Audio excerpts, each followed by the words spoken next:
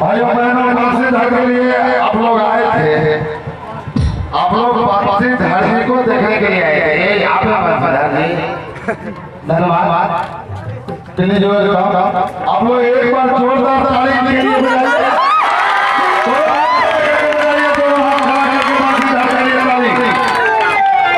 इनको दिल को गदगद कर दीजिए। हमारे आए हैं प्रोग्राम करने के लिए। ये खगड़िया जिला के हैं, हम लोग खगड़िया जिला के हैं।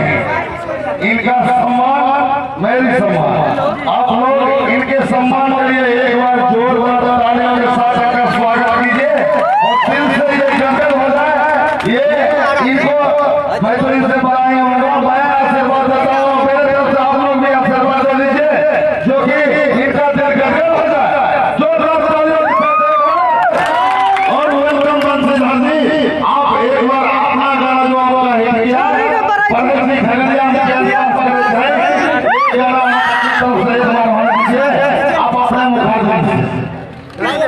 हाय तो चलिए अब आदरण कर रहे हैं एक बार पर भी नारा लगा लीजिए, ठीक है?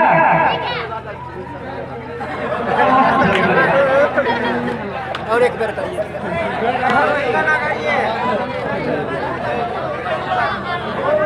हाय चलिए शुरू करें सब एक बार प्रेम से बोलिए भैया शेरवाली की जय जय। ताली हो कौन जाएगा? खगड़िया वाली अरे छावनी के पढ़ाई खगड़िया में आगे किए नहीं पास करई जब बस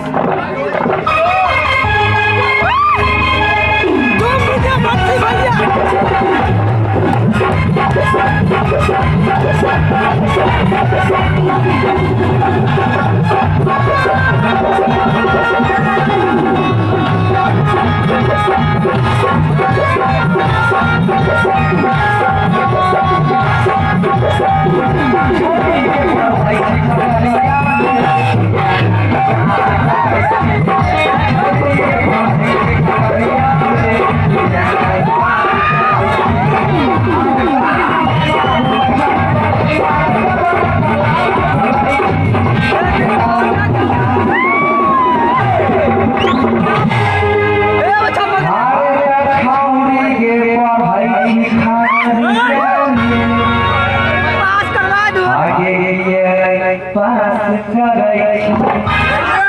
अरे के संगे